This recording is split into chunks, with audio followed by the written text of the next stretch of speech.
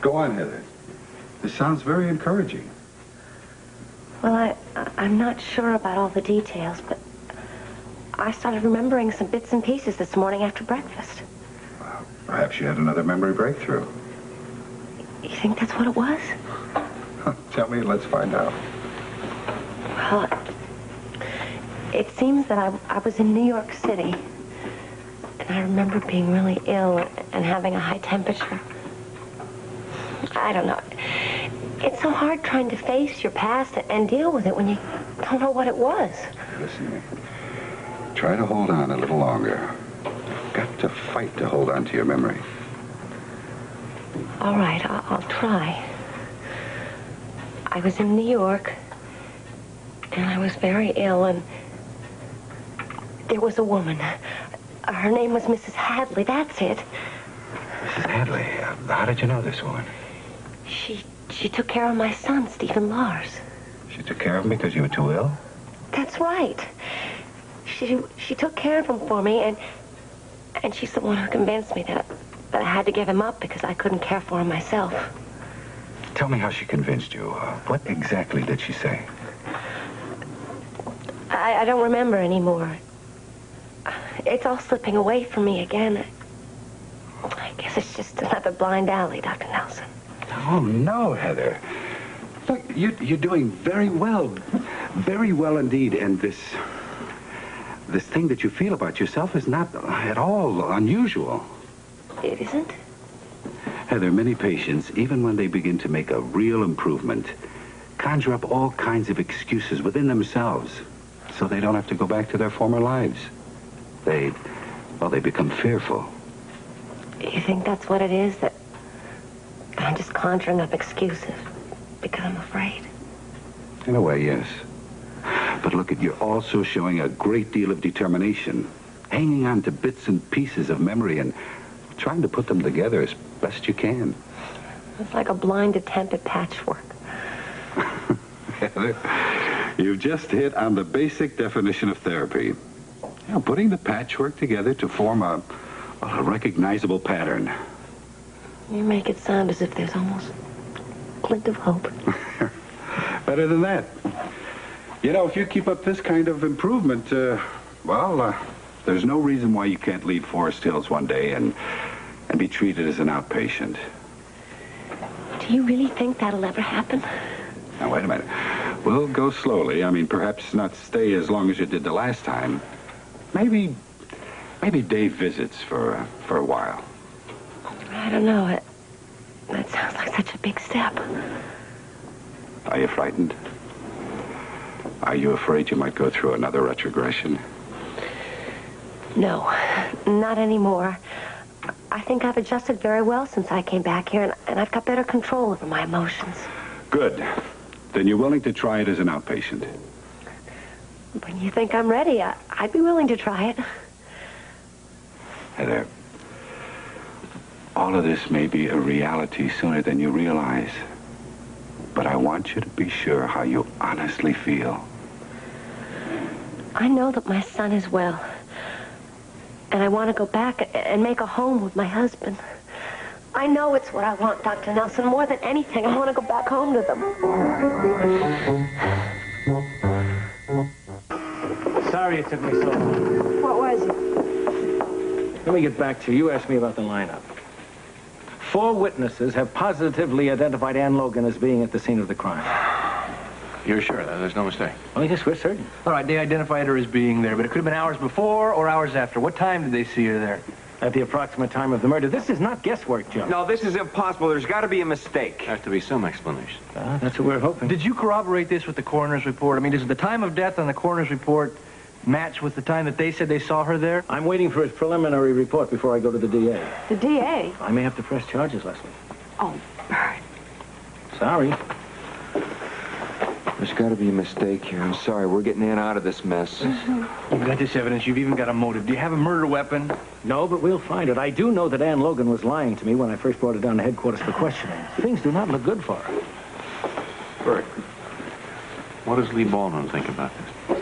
I'm sorry, that's his business with his client. He's in there now trying to convince her that she is in serious trouble. Oh, is that it? So everything's just wrapped up in a nice, neat police package, lock her up, throw away the key? Jeff, look, I sympathize with the way you feel. But I try to do a job, maybe not always very well, but I never leave any stone unturned. And with all the evidence pointing at Ann Logan, I have no other choice but to keep digging. Burt, when can we see Ann? Well, whenever Lee Baldwin says it's all right. Can I help you on this one? Well, I mean, I'll sharpen pencils, open car doors, anything I can, but You mean you want to help me on the case? Yes! I've been thinking about that, and I would like to put you on it because you do know all the people who are involved. But I only put you on it as a special assignment if you promise to play by my rules. Anything you say, anything. You mean it? Yes. All right. Now, what kind of an idea do you have? I just want to concentrate on the long shot.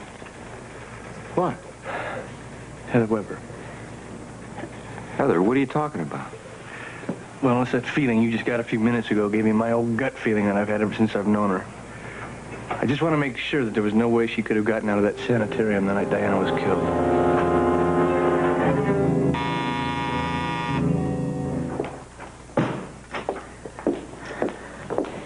Sarah, I've got wonderful news. What could be so wonderful when you're locked in this place? Listen to what I have to say. I just finished with Dr. Nelson, and he said I may be getting out of here pretty soon. You've said that thousands of times before. But this time it's real, Sarah. He means it. He's almost ready to make me an outpatient. He is? He said that? Yes. He said, Heather, he said, you're ready to go out and start your new life. What did you say? I said, yes, of course. Don't be silly. I said, yes. You're going to go make a beautiful home for Jeff and your son. That's right. Perfect and lovely home for us. Sarah, don't be sad. This is a happy time for us. I guess so. But I'm not going to be able to leave. I'm going to be left behind. Only for a little while. I can't take it alone anymore, Heather. I found that out when you went home at Christmas time to be alone with your family. Don't be this way, Sarah. You should be happy about it. Oh, yeah. That's fine for you to say. But what about me? You can make it. Look, after all we've been through together, I know you.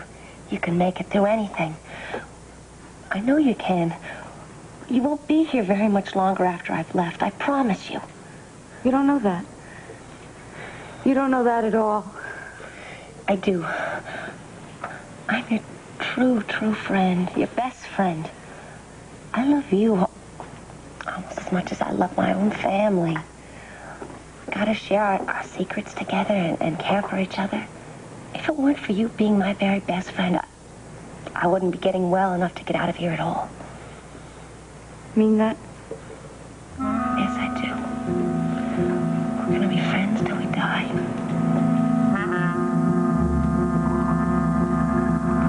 Specialty à la maison, potage à mysterious sauce. Smells good. Well, good. It's an old recipe I learned at a place called Pop Calhoun's. Yeah, even your culinary talents show a certain flair. Yes, well, you got to impress people where you can, Robert, you know. So, I hope you like it. It's the kind of stew I used to make a long time ago. I remember. Old times soon forgotten, huh? Well, I don't know about that. Well, look, if we're really into cookery, sweetheart, why don't we make this a day of double delight? I've just discovered this wonderful little hideaway. I discovered it the other week. Laura, is your mother still taking care of PJ, and doesn't she need help tonight? No, Mrs. Grant is back on duty again. Well, isn't that lucky for me? Then I guess we have a date then, don't we? Lucky for you. Well, excuse me, I think something's burning in the kitchen. In the kitchen? In the kitchen? In the kitchen. I gotta learn to be more careful. Run along then. Yes, you should be more careful. I'm trying to learn that. Well, you might be surprised at what you could really cook up if you just put your mind to it. Right.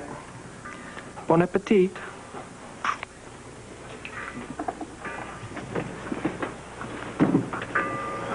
Hi, doll face. Oh, hey, baby.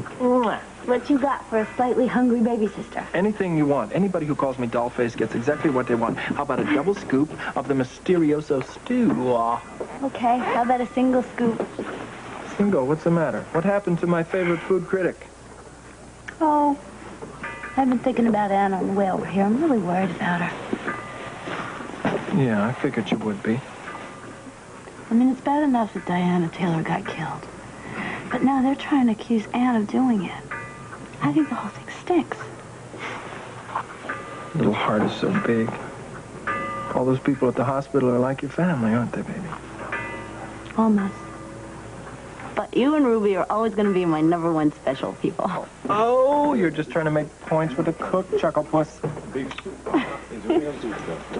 look at the menu. It's kind of nice. Oh, listen, don't turn around. I need you to do me a favor. Oh, okay. So what else is new? No, don't start now. You just talk money to me. What? Well, there's a couple of guys coming around the corner here. Don't look. When I give you the high sign, you just start talking. It's serious. Why? Don't worry about it. Just talk about how high the prices are and everything like that. And everything. Hey, Clyde, how you doing? Hello, Clyde. Nice to see you. Sit down. You guy. Yeah, let me get this out of you. Oh, all right, gents. You roll them and take your chances. You know what I mean? Hey, look. Yeah. This guy is Lucky White. He's one of my drivers. This is Luke Spencer. Oh, nice to meet you, Lucky. Yeah, it's a pleasure. Oh, and this angelic yet dangerous creature at the end of the bar is my own baby sister, Barbara Jean Spencer. Hi, How do you do? Barbara. Look, is it okay if... It's cool. Yeah. No sweat.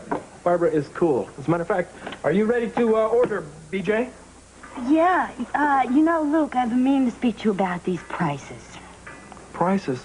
Can you believe this, Clyde? Inflation has hit my own family. Hey, you know, family's family. As a matter of fact, why don't you give all your customers a break, huh?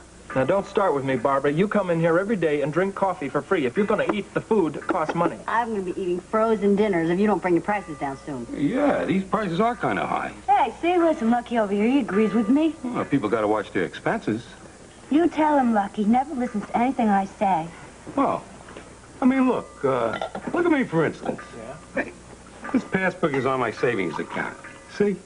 Now, then yesterday, my wife takes the kids to the dentist. And zap, not a cent less. It's like that everywhere. A girl can hardly keep herself in hair rollers these days. Oh, dear, baby, I didn't know it had gotten that bad for you. That's awful. Look at this. The economy's gone to the dogs, right? Speaking of which, I'd like to do some overtime if I can, Clyde. You know, pick up some extra bucks. Yeah, I'll speak to the dispatcher. Lucky, excuse me. Are you having money problems? Oh, the pain is unbelievable. You should see my heating bill. Look, I appreciate it very much, man. This is not our boy. This guy is too concerned with money. He's too broke. He's not our man. We gave it our best shot. Must be hard with children. What are you doing? It is very, very hard. Back. Any messages? No, both of you are all clear on messages. Very good. I'll be at CICU. I almost forgot the confusion. Steve did give the okay for the memorial service for Diana here at the chapel. Oh, I'm glad. Gail's going to make all the arrangements. Okay, well, I'll just offer to help any way I can. I'm sure she'd appreciate that. Thank you for coming with me with Jeff. I guess I'm a member of this family, whether I like it or not. You won't get any argument from me on that.